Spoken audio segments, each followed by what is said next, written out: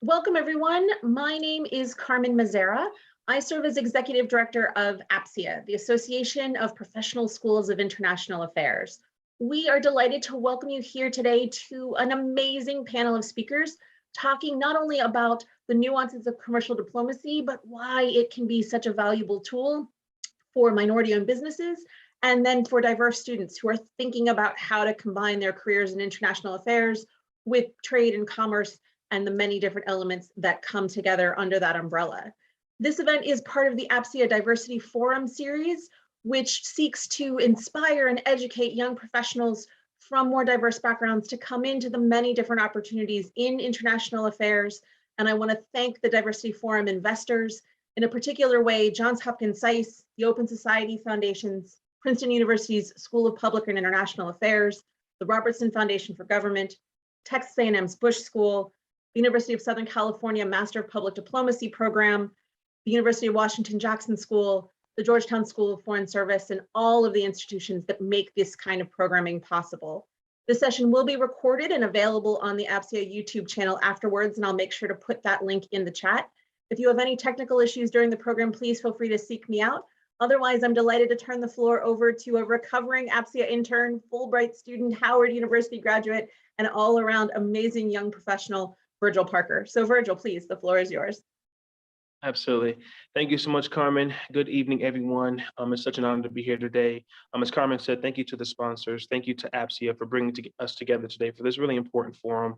As a graduate both of APSIA and also the U.S. Chamber of Commerce, and also as a U.S. Fulbright student, I understand the importance of commercial diplomacy. I understand when it's used effectively and it's invested in diversity, equity, and inclusion is at the centerfold of commercial diplomacy. It really grows and strengthens economies, both within the United States and within foreign markets. And I'm glad that we have a very informed panel of leaders today with Dean Joel Hellman of Georgetown, Rick Wade of the Chamber of Commerce, and Ambassador Suzan Johnson Cook of the Global Black Women Chamber of Commerce to give us some informed perspectives today to talk about how we can continue to move the needle forward and create economic equity across the globe, starting with here as leaders in the United States of America. So without further ado, we're going to introduce the panel. I'd like to preface this for anyone who's noticed the marketing today. Unfortunately, Ambassador Harry Thomas couldn't join us because of other travel restrictions, but nevertheless, we're going to merge our three speakers today to have one very informed panel and conversation, and we want this to be very interactive, so there'll be a portion later in the event where all the guests could listen to public Q&A. So without further ado, allow me to introduce our speakers. I want to start with the Honorable Ambassador Suzan Johnson Cook. Ambassador Cook served as the first African-American to hold the position of the U.S. Ambassador to International Religious Freedom. She has represented the United States in 28 countries in more than 100 diplomatic engagements, bringing faith leaders together and all types of leaders to the table for negotiations on religious freedom. She has incredible expertise in higher education and domestic and foreign policy, and most recently, she has become the founder and chief executive officer of the Global Black Women Chamber of Commerce. Ambassador Cook, thank you for being with us today. My pleasure. Thank you for having me, Virgil. Of course. Next, I'd like to introduce Dean Hellman of Georgetown University. Dean Hellman brings a unique and valuable perspective from his issues in governance, conflict, and the political economy of development. He joins us in the Georgetown School of Foreign Service after 15 years of service at the World Bank, where most recently he served as the chief international economist and previously led its engagement with fragile and conflict-afflicted states as director of the Center of Conflict, Security, and Development in Kenya. And we are extremely happy to have his very valuable perspective. Thank you for being with us, Dean. Last and certainly not least, we have Rick Wade with us. Rick serves currently as a Senior Vice President of Strategic Alliances and Outreach at the U.S. Chamber of Commerce. Rick Wade has developed and implemented programs and initiatives to create new business relationships and partnerships across a variety of perspectives across diverse audiences. He provides counsel on policy issues to special projects. He's also previously served in the Chamber of Commerce under Gary Locke and has led a variety of trade missions on behalf of the Obama administration to foreign countries, which we're going to talk about today, and how these trade missions are valuable creating a diversity, equity, and inclusion with cross-border trade. Rick, thank you so much for being with us today. So let's get to our first question. And Ambassador Cook, I want to start with you. Creating the Global Black Women Chamber of Commerce was not an easy feat, which of course I understand. Talk to us, what were some of the obstacles that you had to navigate with creating this chamber? And of course, why and what made you decide to create the Global Black Women Chamber of Commerce? Well, Please. thank you so much. I want to thank Carmen also and all those who made it possible for me to be here, and certainly my colleagues. So we're in our third year now, and the Global Black Women's Chamber of Commerce was not easy to form. We are the only chamber that solely focuses on Black women-owned businesses. There are many other chambers. There's the U.S. Chamber, there's the Women's Chamber, there's certainly chambers, but there was nothing focusing on the Black women-owned businesses, who were the fastest growing businesses in the U.S. for many years. When we talk about building back better, we've been building Black better, and we've been trying to make sure that women's businesses are on the horizon. So as a third generation Black woman business owner, I saw just what my parents and my grandparents had to go through in starting their businesses. And I was determined that this generation had to make sure it was generational wealth, that we weren't starting all over again, but that my children and my children's children also were beginning to receive the legacy that I'm leaving, and that the women who are part of the chamber are leaving. And so one of the obstacles was that people were like, why another chamber? We have all of these other chambers. And so we had to make sure that we stood out and that we distinguished ourselves as Black women-owned businesses. Of course, starting from scratch, you don't have funds, so you try to find partnerships and you try to find sponsorships, and we still are in the process of doing that. But I must say that we have been very successful in that. Now we're at a point of our infrastructure is together. Now, how do we grow from that? Not only nationally, but internationally. And so one of the models that I saw in the Obama administration when I served as US ambassador was that there are public and private partnerships. And we don't have to limit it just to government or to the private sector, but that we can begin to do work together. So now that we've seen the problems, identified them, we want to build upon them. And so we're looking always for partnerships and sponsorships and memberships that help us to continue to grow. So that's our beginning. And I'll be glad to I'll continue with this wonderful conversation and give a shout out to the members of U.S. Global Black Women's Chamber who are also part of this discussion. Thank you for having us. Of course, thank you, Ambassador, and thank you for sharing that testimony, for starting the chamber. And later on, I'm looking forward to talking to you about how you encourage both, advocating, legislative advocating for these Black women-owned businesses, and also how you get help encourage them to participate in foreign markets. So we'll get more to that in just a few moments. Dean, I want to get my next question to you. As we know, the anchor in the bread and butter of a lot of businesses is its people, right? Especially businesses that decide to trade in the foreign markets. How do you at Georgetown University prepare your students for a very successful career in commercial diplomacy, representing companies abroad on American business trade issues, and of course, encouraging diversity? Can you tell us what's infused in Georgetown's curriculum to make that opportunity successful? Well, thank you very much, Virgil. Thanks to APSIA for putting this together. And it's great to be here with Ambassador Cook and Rick Wade. Let me sort of start by just saying something about the School of Foreign Service at Georgetown, because perhaps not everyone is aware a little bit of our history. So, the School of Foreign Service is the oldest school of international affairs in the United States. We just celebrated, just before COVID, our 100th anniversary. And because of our name, everyone always assumes that we were created to train diplomats for the Foreign Service, because we're called the School of Foreign Service. In fact, we were created 5 years before the US Foreign Service. So the US Foreign Service actually took our name. I often ask for it back, and no one's ever offered to give us back. But we were created before there was even a US Foreign Service. And why do I say that? Because when we actually looked at the origins of the school, interestingly enough, the origins of the school came from the world of business. It came from a group of business owners who were creating key goods for the US war effort during World War I. And the war was about to come to an end. And as these people it was the head of US Steel at the time, the head of the US Merchant Marine, and several other really major producers for the war effort, said, what's going to happen after this war is over? The US has been producing steel and producing ships and producing all these goods and services for the war effort. What are we going to do after the war is over?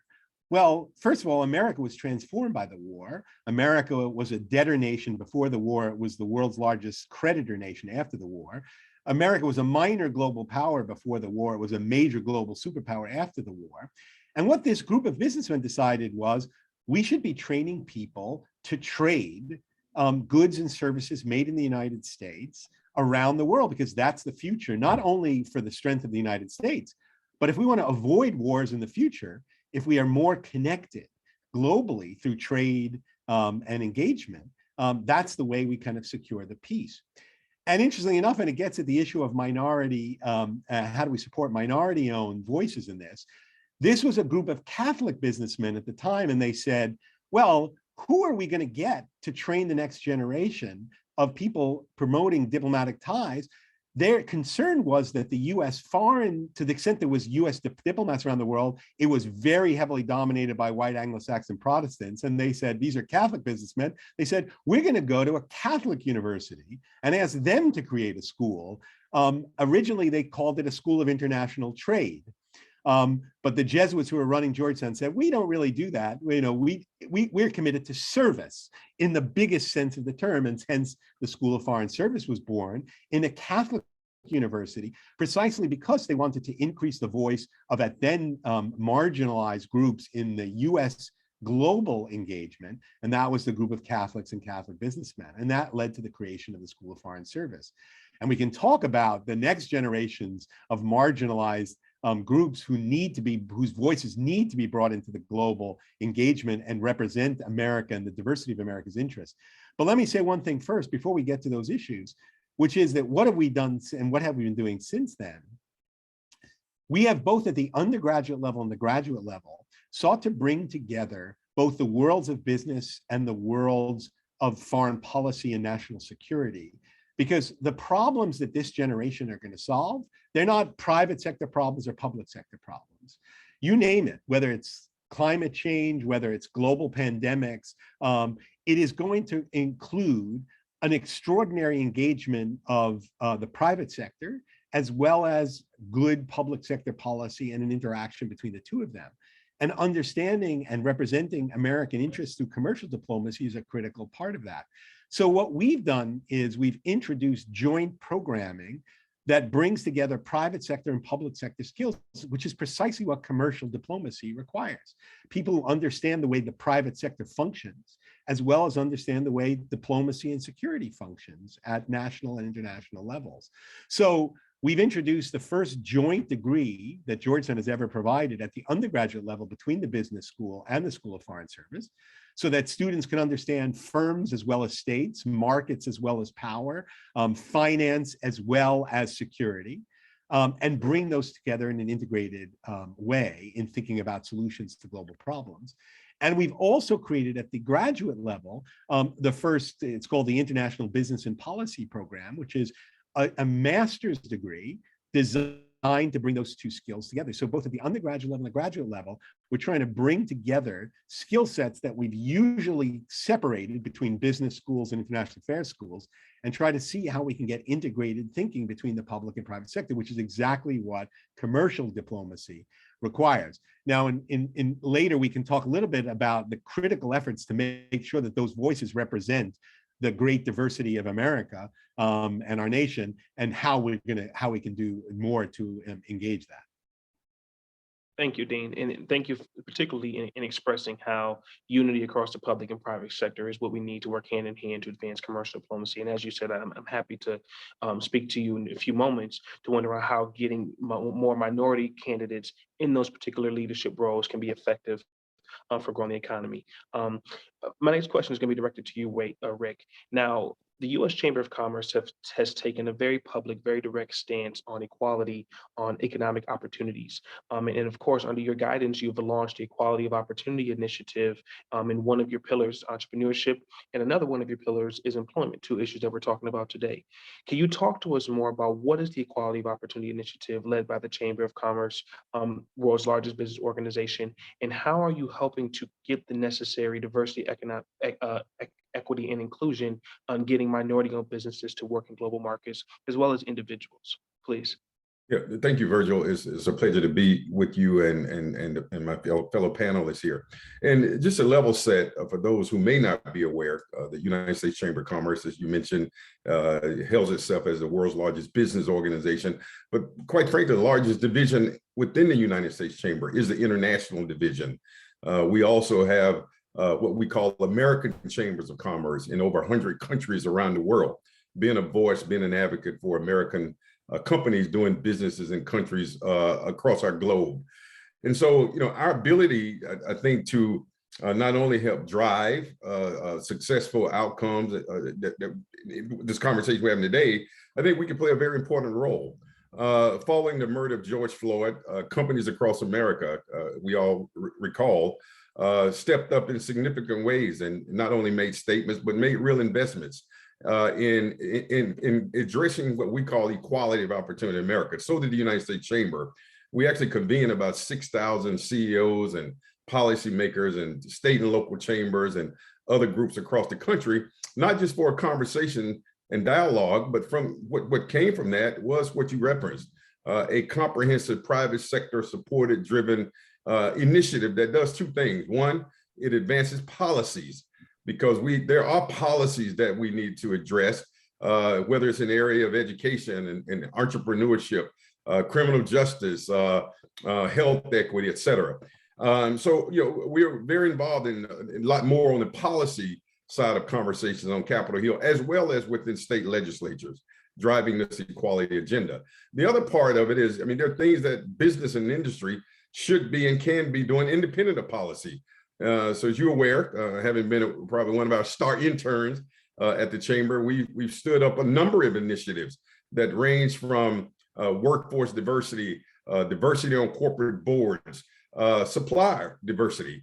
And as we think about opportunities internationally, which is very relevant, I'll make one point to this conversation, which I learned in my experience leading trade missions through my work at the U.S. Department of Commerce. We have to remember that 95% of the world's consumers are outside of our borders. Why is that important? The old adage about why did the bank robber rob the bank is where the money was. And we have to look at our global marketplace the same way. And so when it comes to opportunities, particularly for minority-owned businesses, the 8 million in America, I'm a tremendous advocate that we help them get connected to that place where the consumers are, and they're outside of the United States. So I look forward to sharing more about what we're doing to strengthen and grow opportunities for minority-owned firms to sell and export their products around the world.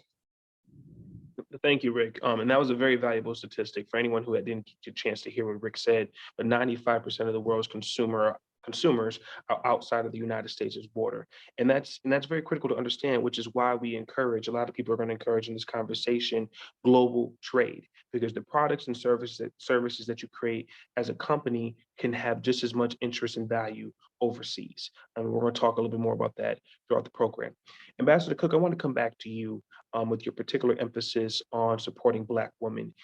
Talk to us a little bit more about how you encourage the Black women in the United States and in other countries to trade globally, and how you emphasizing the value that comes from the global trade. Again, picking up on Rick's recent statistic about 95% of the consumers being out of the United States' border.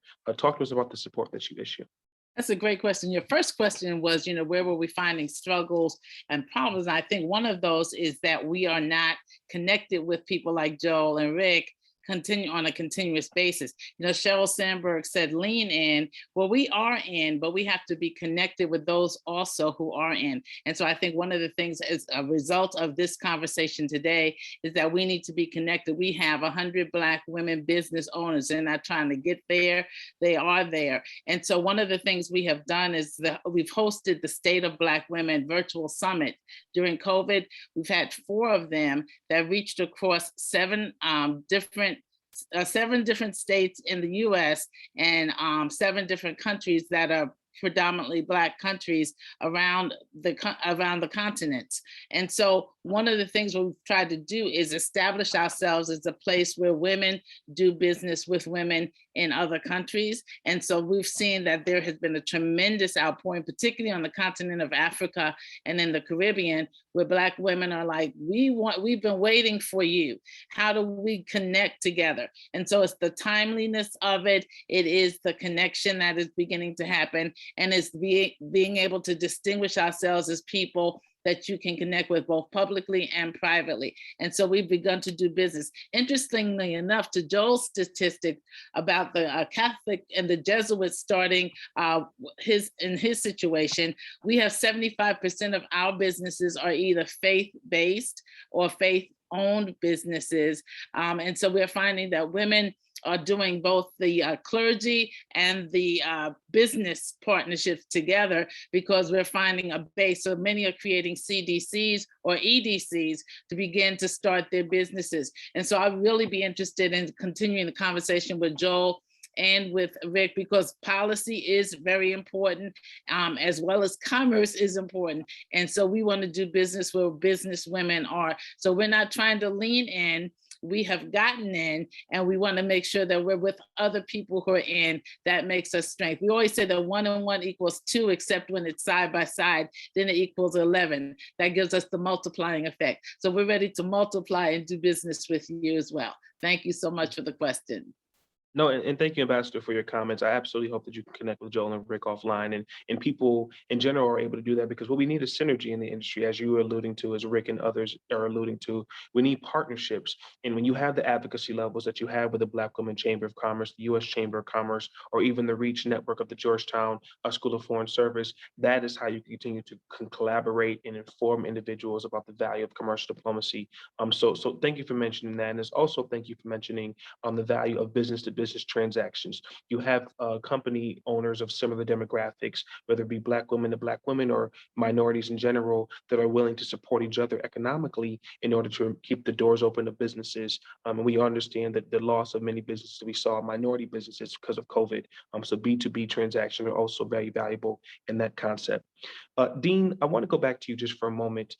So you were mentioning earlier about the importance of getting more minority candidates into these international roles. Going back to Ambassador Cook's comment a few moments ago, one of the biggest challenges are capital, not just financial capital, but people capital, getting people who understand international relations, who have the relationships across borders with various countries to help advance minority-owned firms or some of these major multinational corporations.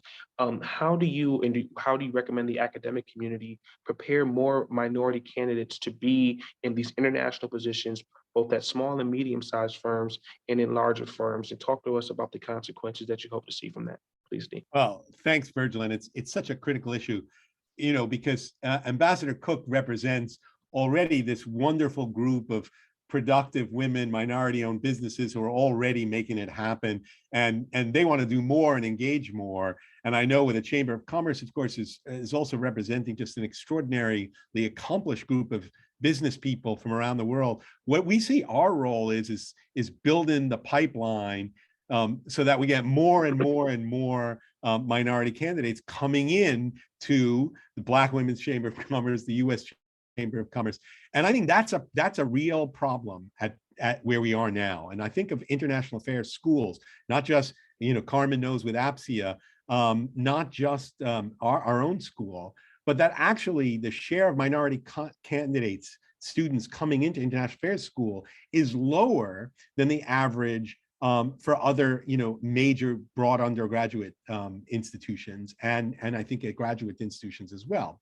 Part of the issue is that the domestic problems in the United States, as we've sort of seen, so graphically in the last couple of years, are so strong and so pressing that to kind of push people onto the international agenda when there's such an amazing and critical national agenda that has to be focused on can be a challenge. And but as you say, unless you're pulling people out into the international agenda, that's where the consumers are, that's where the engagement is. And I think that's going to pull up the national agenda as well as the international agenda. So we just need to be getting more students to think of themselves as global citizens, and to think of their role as engaging in the global dialogue as well as the national dialogue. They're complementary. They need to be complementary. So one of the things that we're doing is trying to build the pipeline into international affairs education from a broader range of the diversity of America, from a broader range of schools and high schools.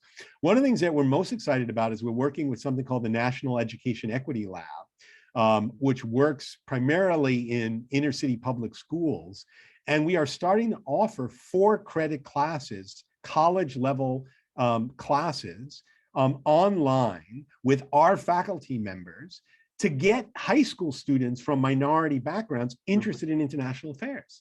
And it's been tremendously successful. We've now done the second year of pilot programs. We're based in New York City, in Miami, in San Francisco, and in Houston. We only work in large public schools in predominantly diverse areas. And we're seeing students getting the kind of international affairs bug and an understanding of the world and the broader world beyond their own communities. And hopefully that's going to increase the pipeline of applicants, not only to Georgetown School of Foreign Service, although I hope they do come to our school, but to all schools with a greater interest in international affairs, because that's the pipeline that we need to build out. So I think you got to reach deep into high schools, then nurture them into international affairs programs at the undergraduate level, and then hopefully get more to kind of professionalize their education at graduate level, and take the 2-year or 1-year master's degree programs that would put them in good stead for serving as commercial diplomats. Yes. Dean, if you don't mind me saying, thank you for Georgetown exercising that leadership of reaching into the high school curriculums and reaching high school students, trying to at least inform them in those budding years. I can remember as a junior or senior trying to develop my career, how important it was of my academic interests, what I wanted to major in. So if you could reach them at a young age and let them know about the importance of international relations, something that wasn't necessarily taught to me in high school, we can kind of mitigate that lowering number of international enrollees at international affairs schools and rather increase it. And I think that's absolutely significant. And I hope other academic institutions follow suit. So thank you for that leadership. Rick, I want to come back to you to talk about the trade missions that you led under the Obama administrations. We know that trade missions happen on a regular basis under each presidential administration, but the trade missions you led under the Obama administrations, you went to a variety of different countries on behalf of the Department of Commerce. Can you talk to us about how and if diversity came up in dialogue with getting minority-owned companies or companies of whatever range of demographics to do business in those prospective countries that you were going to, whether it's making sure that minority-owned companies were there, or at least minority leaders from the larger multinational public companies or private companies were represented at these tables or in the discussions. Can you talk to us about how diversity came into effect and how you were able to promote it, please? Well, I'll just say when I started at the U.S. Department of Commerce during President Obama's first term, within probably 3-4 weeks, I had to lead a trade mission to India, being the highest ranking political appointee there, and subsequently to other countries. And quite frankly, I was a bit disappointed that on these trade missions of energy efficient companies and others, that there weren't any African American businesses.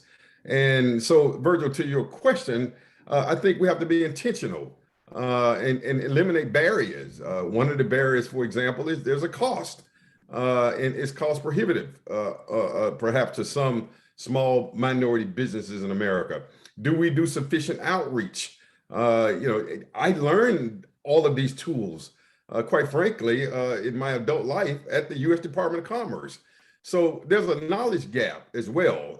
One of the things that I learned in leading trade missions is sort of where I first engaged these foreign commercial service officers who exist in embassies. And I know the ambassador is very aware of the infrastructure that exists across the world, where we have folks in embassies whose job is to help us advance commerce and trade on behalf of U.S. companies. It just wasn't including minority companies. And even though I did see in countries across the world a few people who look like more, but there's a lot of work I think that has been done. One of the things that I think is very important that even President Biden, and it's not about partisan politics, but he's made equity a real priority in every agency, not just at the Department of Commerce, but even at the Department of State. I had a pleasure to meet their new Chief Diversity Officer. My point in making these points is that I'm seeing progress with government, but also working in partnership with the private sector to help close that gap and make sure that that minority-owned firms are included not just in trade missions, but they understand the value of the global marketplace. The final point I'll make is that at the Department of Commerce is quite frankly the only agency in the federal government, the Minority Business Development Agency, whose sole job is to support and advance opportunities for minority-owned firms. And one of the MBDA reports, which is very telling, I mean, the research and data actually shows that minority-owned companies in America are 3 times as likely to have pre-established international operations, 6 times more likely to do business in language other than English. The point there is the cultural context.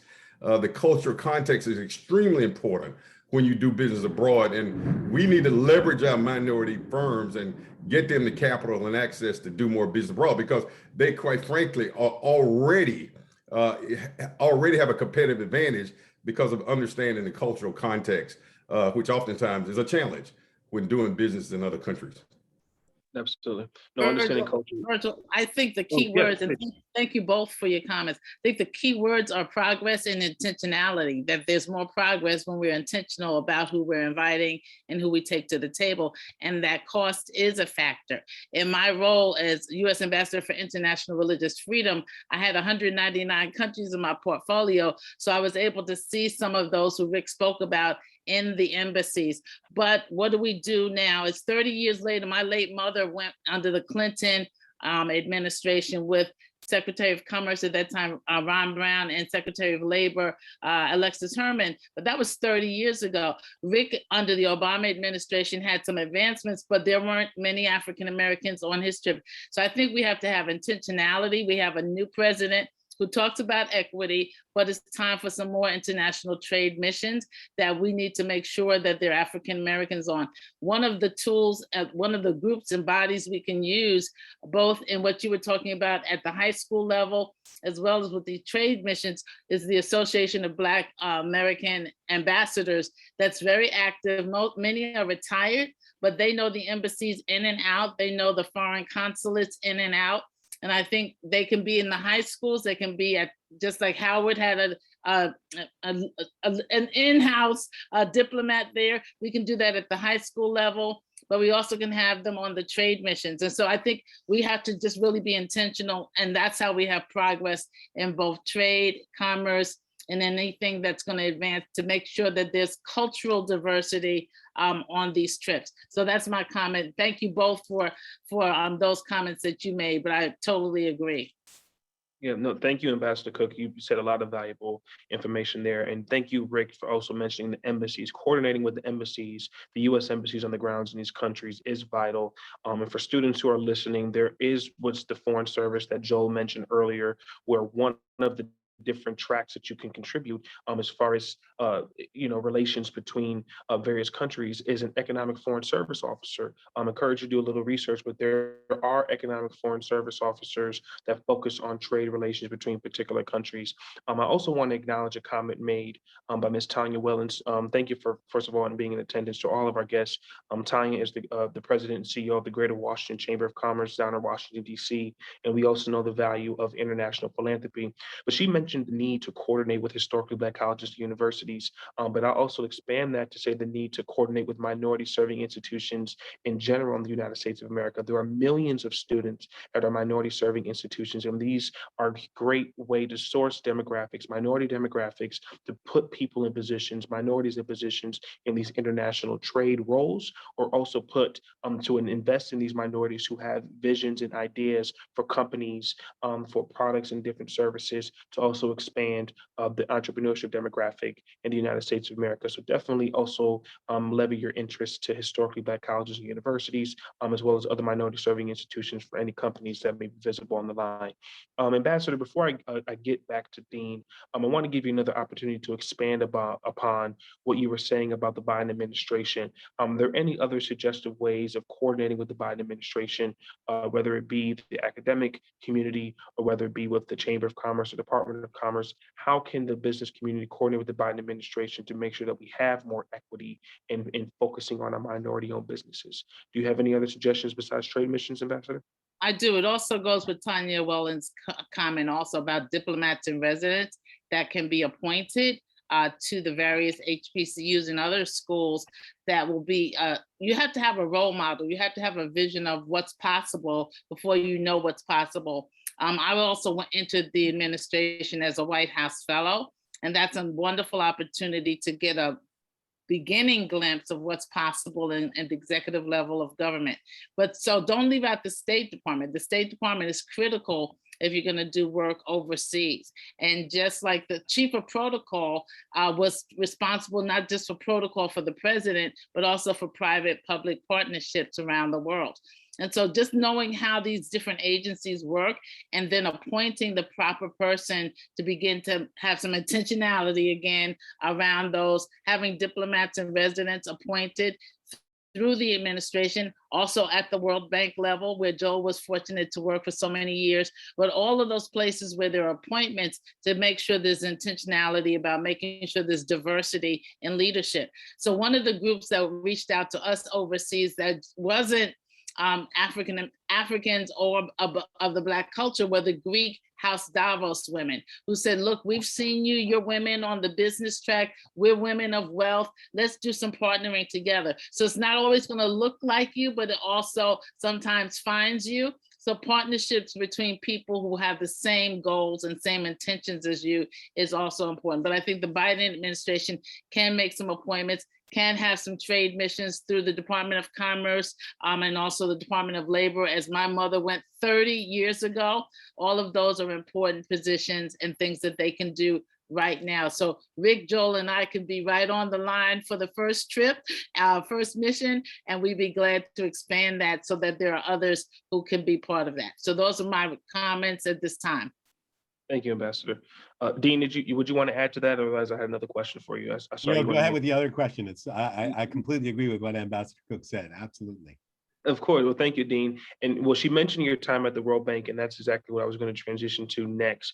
So again, increasing diversity isn't just an ethical and moral thing to do, but also it can have bottom line growth and effect, right, on economies, right, with both the United States and also abroad. Can you tell us how helping to invest in minority-owned businesses and enabling them to trade, or also if companies chose to place minority individuals in these trade missions to do work abroad, how that can help improve international trade relations and affect bottom line economic growth? Can you talk to us about that from your expertise?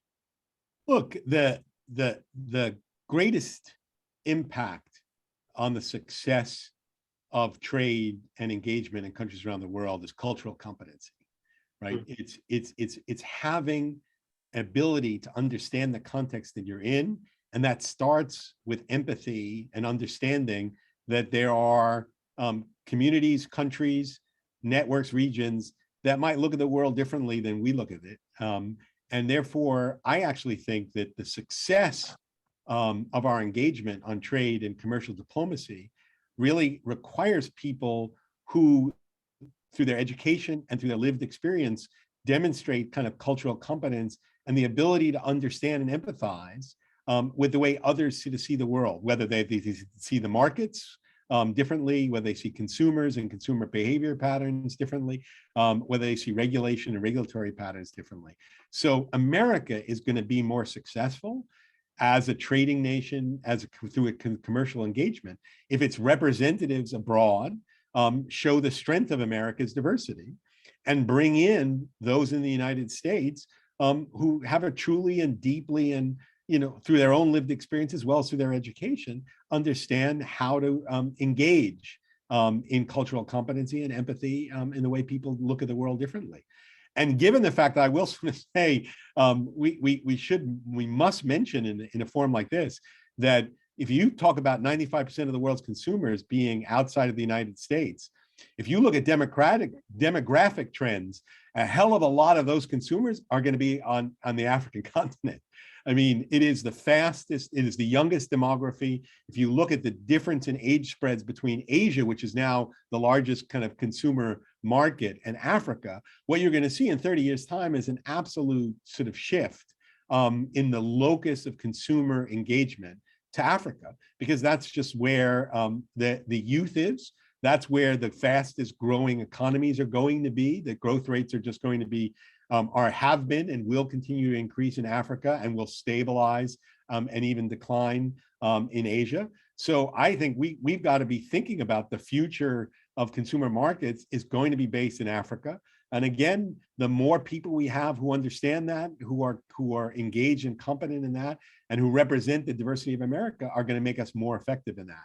So I think it's just simple bottom line. We're going to be more effective if we have more minorities engaged in representing America's commercial interests abroad. Absolutely. Thank you for that, Dean. Again, to the audience, please feel free to enter in some questions. We're getting to the last couple of questions here to the panelists. Rick, I have one more question to you, and then I'm going to ask one last question to the other two panelists.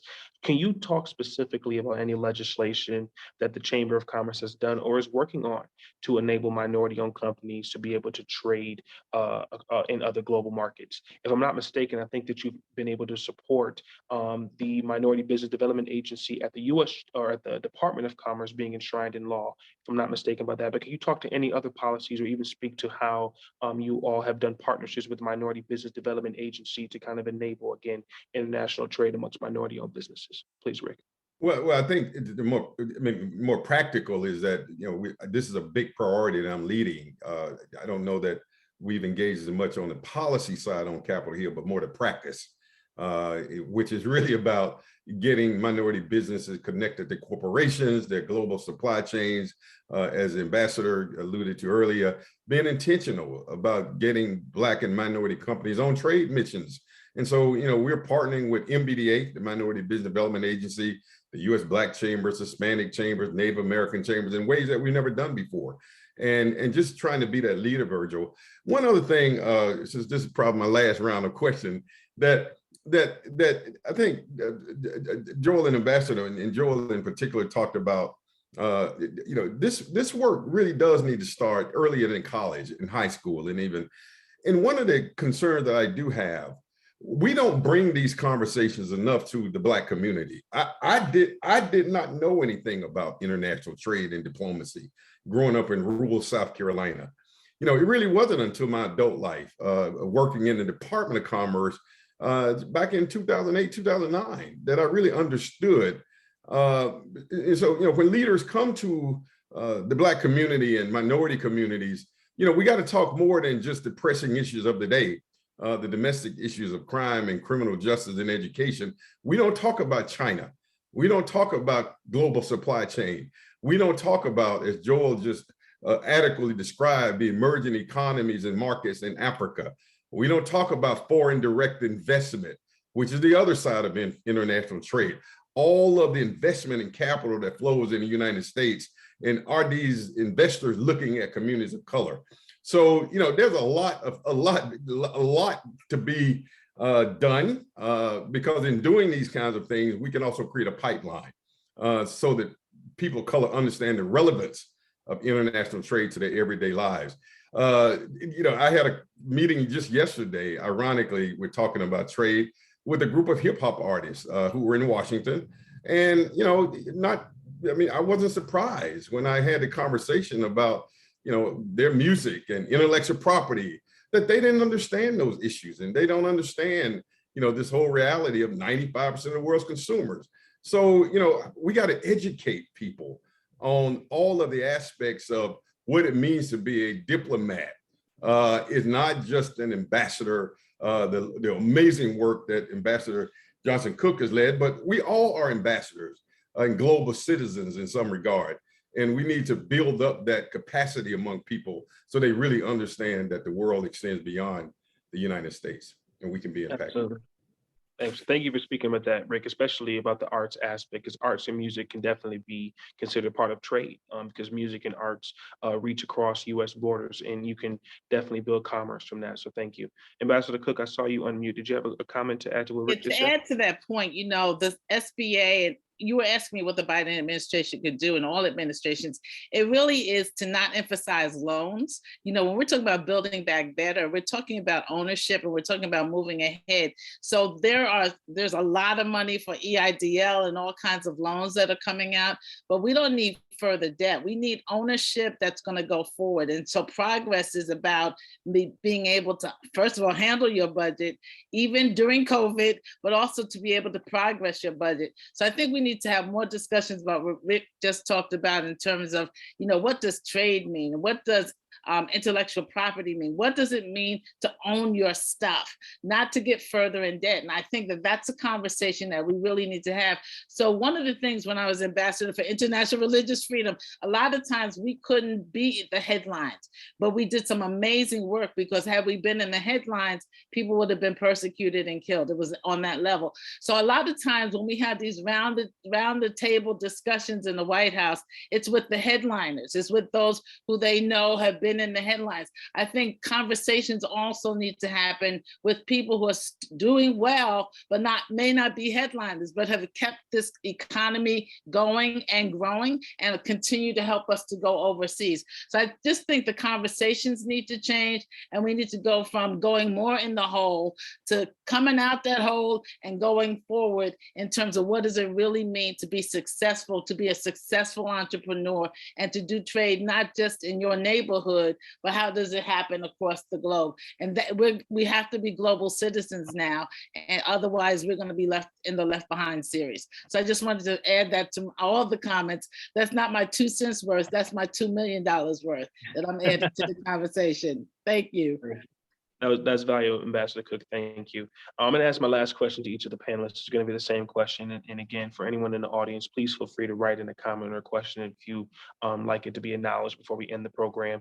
But the same question to all three of the panelists, and Ambassador Cook, I'll start back with you to kind of give your vision as to where you'd like us to see on this conversation on equity in commercial trade and global trade over the next 5 to 10 years. What would be one or two practical and pragmatic goals that you'd like for us to achieve as a nation?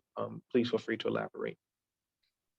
My vision, and ladies first, my vision is for us to be able to walk side by side, partnerships with those of us who are strong, who understand what it means to have an economy that's strong, to have a world economy, and to be a global citizen. So that means some trade missions, that means some partnerships with those of us who are panelists in this discussion. It means understanding that our nation is strong, but there are other nations that are strong also. And to be able to foresee, as Joel talked about, nations like continents like Africa who are busting at the seams. And how do we get ahead of the curve and begin to have that discussion? Once they got mobile apps, and they were able to have mobile apps in all of the villages, they were able to get their messaging in places that we weren't able to get into before. And so it's understanding how tech works, how national security and policy works together, how foreign policy works, and how we partner together with those who are strong and who are taking us ahead. It is not to have a vision of moving back and getting into the hole. It is to have a vision of going forward and being strong public-private partnerships, men and women working together for the future of this nation and for this world. So I see a strong trade, I see strong economic development, I see strong businesses, and I see the Global Black Women's Chamber of Commerce being at that table with all of you. I'm in front of our website, globalblackwomencc.org, and I hope to hear from you, and I hope to work with you. Thank you so much for this opportunity. And it's so good to see your growth.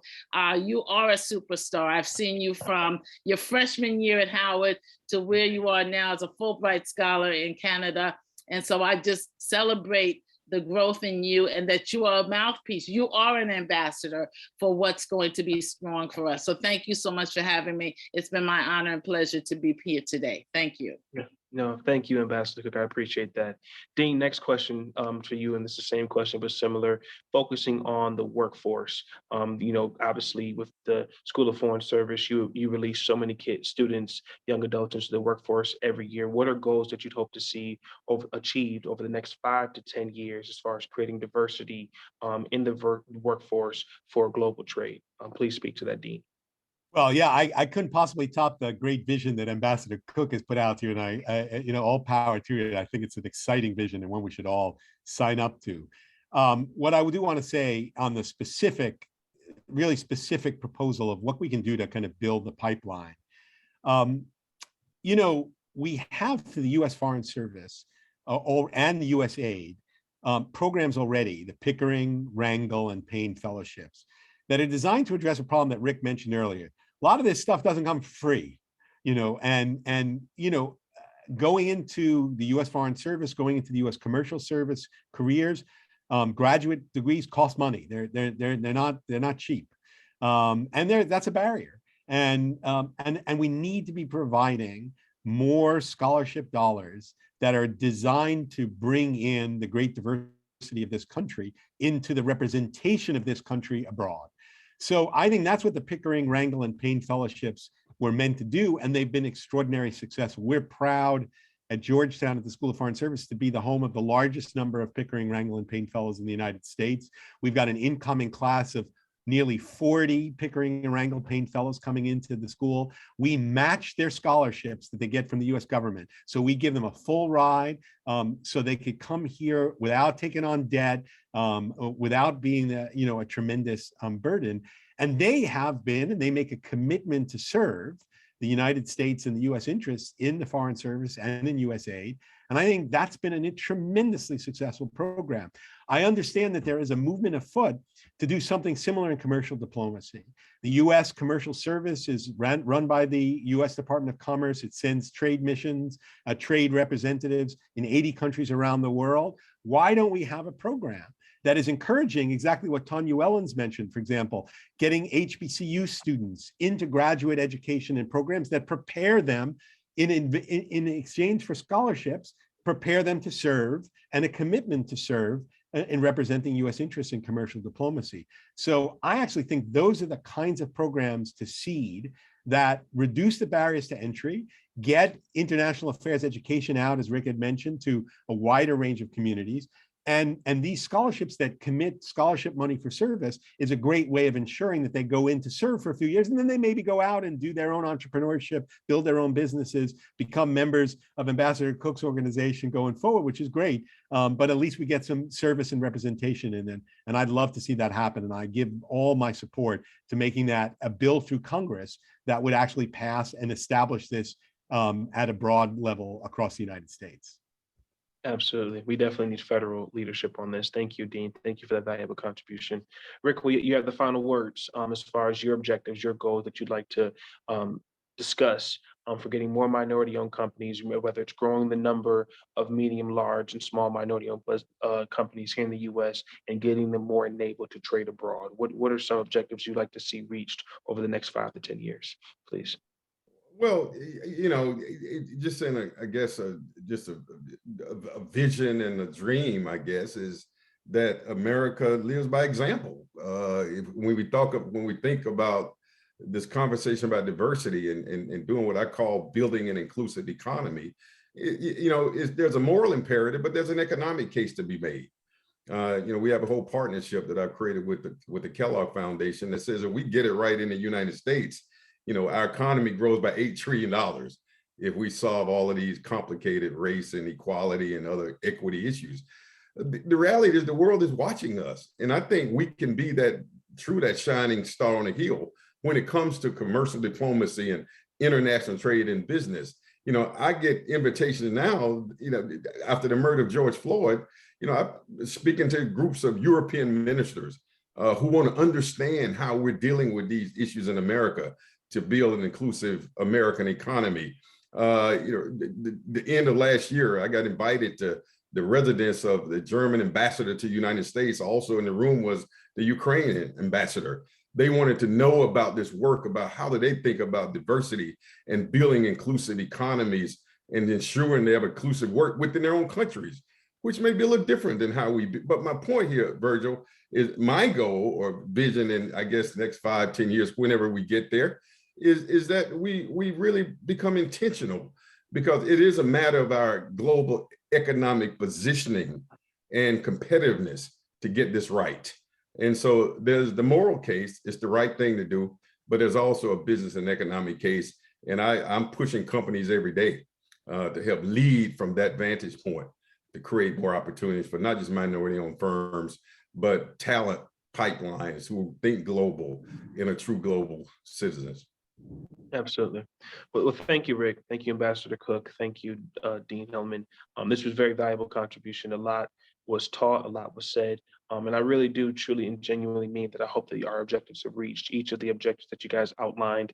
And we see some visible and concrete and substantive progress on this sooner than 5 years, but definitely within the next 5 to 10 years, we can look at another direction and talk about the progress we've made and how we can get to a balance of equity and equality. So thank you for your valuable contributions. I appreciate it. And again, one more thank you to the audience as well as to APSIA for bringing this incredible dialogue together. Thank you. Ms. Carmen? Well, thank you, Virgil, for bringing this panel together and being such a great moderator. Thank you to each of our speakers. Joel, we love having you, of course, as such a leader in the APSIA community. Rick, we're delighted to count you as an APSIA alumnus.